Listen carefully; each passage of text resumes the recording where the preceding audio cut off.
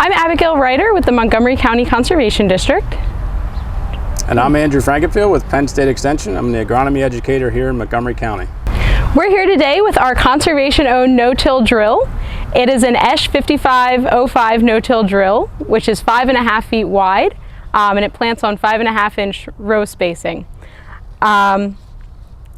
Rental rates and the use agreement and additional information about the drill can be found on the Conservation District website, which is montgomeryconservation.org, or by contacting the Conservation District, and we'll have contact information at the end.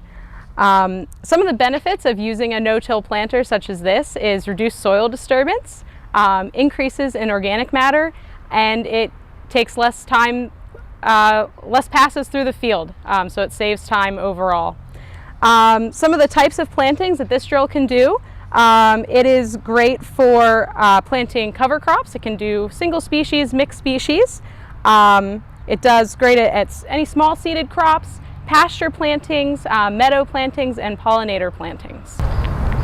So the first thing you'll see when you get to the drill to pick up with your full-size pickup truck is that this requires a hitch pin, not a ball hitch on your truck. So make sure your receiver has a round hole in it that will receive this pin. We do need a full-size truck to haul the drill. It does weigh a few thousand pounds. So a full-size truck, you can travel up to 25 miles an hour. It does have flashing lights on the back. There is a 7 round pin connector that hooks up to the truck. So you do have turn signals and brake lights and flashers. So once you get to the farm, you'll back a tractor up to the drill. It does require about 30 horsepower tractor, especially on level ground. It's not as critical, but if we get on the hills, you want to have a large enough tractor to make sure you can pull it safely. So 30 horsepower, 4-wheel drive is helpful in some cases. So you back up to the hitch. We have a pin that has a safety mechanism on it. It locks into place, so you press that tab down and it opens up. We drop that into the hitch, lock it in place, and the next step is the hydraulics. It's standard ISO hydraulics, so it's up and down, it raises and lowers. So we plug them into the tractor. It doesn't matter which one goes where. So once they're secured, the next step is to lower the jack, and the jack comes out, slides away, and it goes back into transport back on the frame. So the last step is to attach the lights. This is the 7-pin round connector, same as the truck. The tractors have those as well, so we plug that in here, make sure it gets locked into place and it clicks, and then the drill will also have its lights flashing as well as the tractor.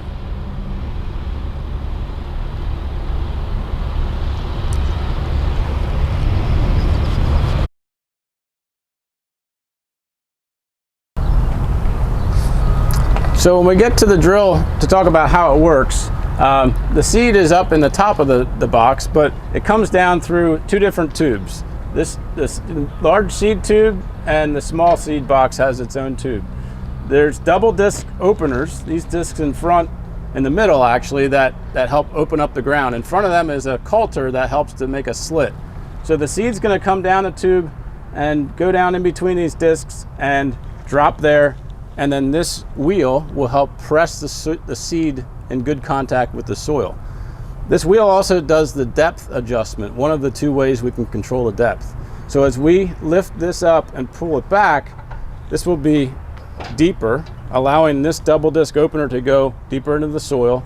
So if we're planting a large seeded crop like soybeans or maybe even small grain, we want to have it deeper. But if we're planting something small like clover, we want to move this almost all the way to the top.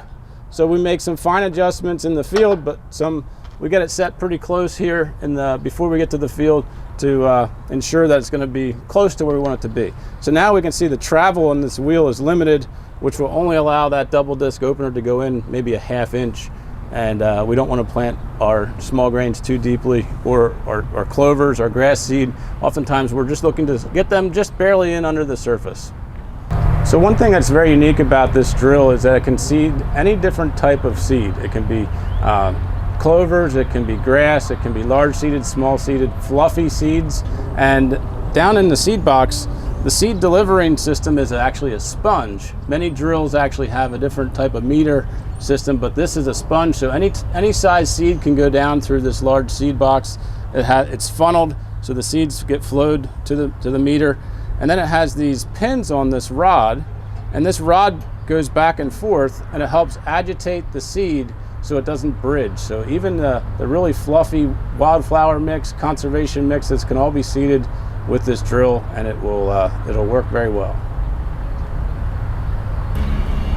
So as we mentioned, the drill has two separate seed boxes. The larger one in the front of the drill is for our larger seeded crops, but even mixtures can be seeded through here. Many of our different seeds can go through the main box.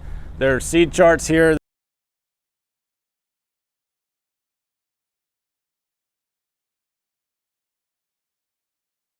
that you can reference, and we'll touch on them later. This box in the back is for our smallest seeded crops, timothy, clover, alfalfa, those sort of crops. And it has a little different seed delivery system. But this is, if you're just going to plant like a clover species, you could put it into this small box. And the chart is up top here.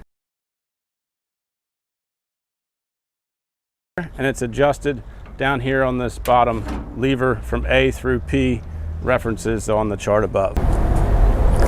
So one thing to take note is the high and low range on the drill. The seed chart has a high and low ratings for different seeding rates and different types of seed.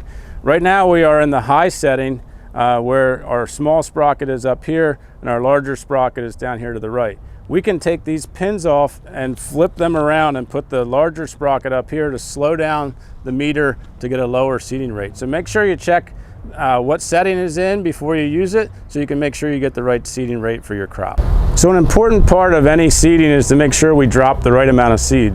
So we encourage the use of calibration. We can follow the charts and set it at the right number, and we hope we're going to put out the right pounds per acre. But what's unique about this drill, again, is it has a tarp built in. So we can flip this little door open, and we can pull out this tarp that'll be used to catch the seed to do a calibration. So we've placed our tarp underneath the seed opener. So we're going to try and we will catch the seed as it falls, and it'll all fall on this tarp. Our goal is to plant rye at 120 pounds per acre. That's about 2 bushel.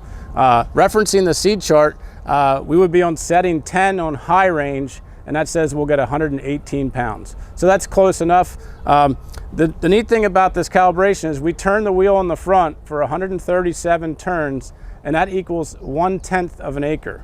So with whatever we capture here, we can multiply that by 10, and that'll give us our pounds per acre. So it's a quick, easy way. It only takes 5 or 10 minutes, but you'll have a good feeling that your drill is set up at the right rate to go to the field, because not all our charts have every seed listed. So it's really good insurance to make sure we're getting the right seed rate in our field.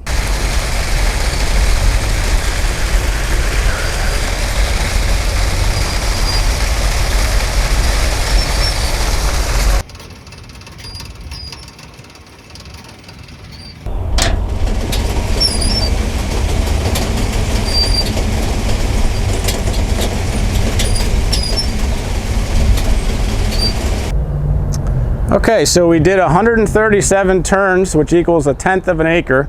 We collected the seed on this tarp. So next job is to take this tarp and delicately dump it into the bucket. So it helps to have a partner.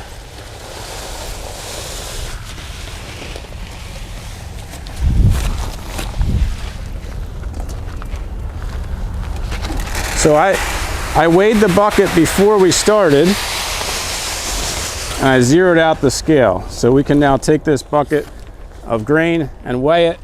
And remember, the weight that we get, we multiply it by 10, and that's our pounds per acre.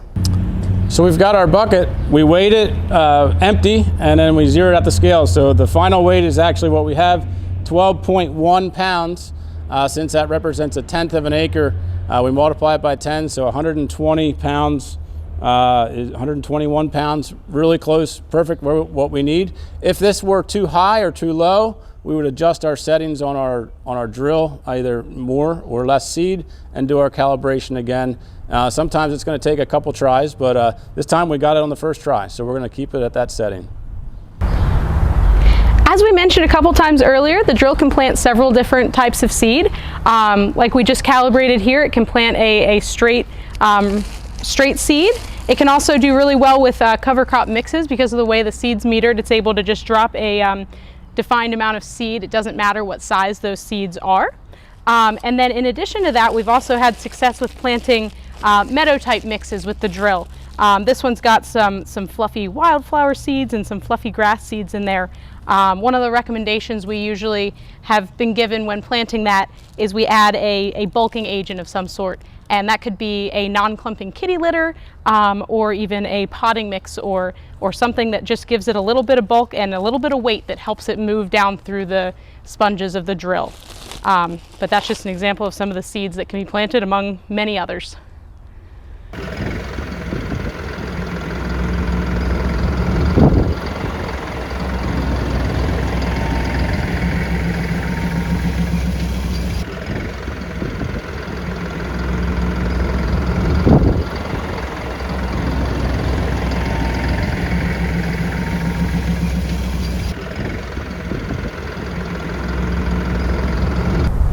So once we've got to the field, we need to raise the drill up and then flip down our safety stops. This yellow thing just pivots and that prevents the drill from actually falling down.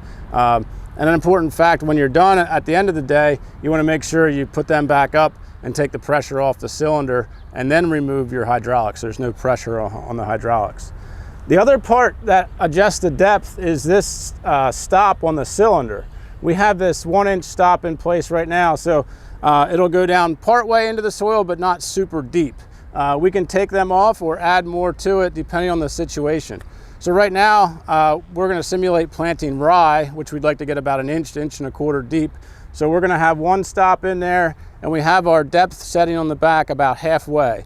So we want our double disc openers to go in maybe an inch to cut through the field. If we were planting grass seed, we might want to add another stop in here and certainly shallow up our depth, so we're only going to plant about 1/4 inch. So it's all conditions specific. We're going to make some adjustments after you go about 100 feet to see what we see in the field. So just to clarify, there is a second stop on the other side, so there's one on each side that we need to make sure we lower. That way the drill can have a full flow of travel down to the ground. Another unique feature about this drill is that this wheel does the driving of the seed. It actually engages the drill. So the seed falls anytime that wheel is turning. So you don't have to turn it on or turn it off when you raise or lower it. There's no engage or disengage. When it's down and this wheel's turning, it's dropping seed. Another point of clarification, don't ever back up when the drill is in the ground. We want to make sure the drill is up and out free of the ground before you do any backing up. And sharp turns when you're turning are not good because it puts a lot of stress on the drill. So gentle turns is ideal.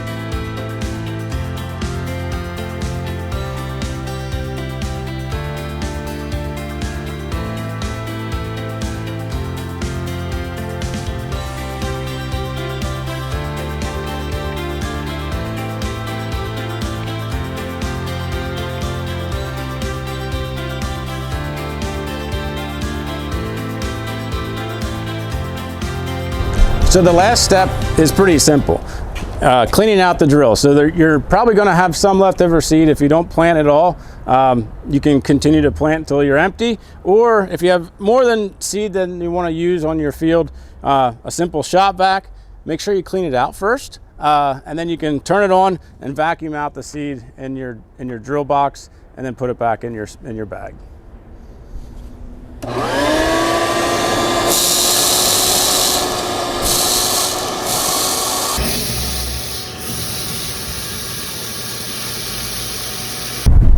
So one last step before we unhook the drill from the tractor. This is an important step. We want to make sure the pressure is off the hydraulic cylinder so that the lines are pressure free and can be hooked up to the next implement. So Abby's pointing to the gap between that yellow stop and the top of the cylinder. As Steve lowers it, we'll see that gap close, and now the pressure is off of the cylinder. There's no more pressure in the lines, so they can be disconnected from the tractor and they can be stowed away up here. We can take our jack off of our stand, attach it to the base, crank it up, pull the pin. We also want to make sure we have some blocks behind the tires or in front of the tires so that it won't roll. We pull our lights off, and the drill will be ready for pickup by the next individual.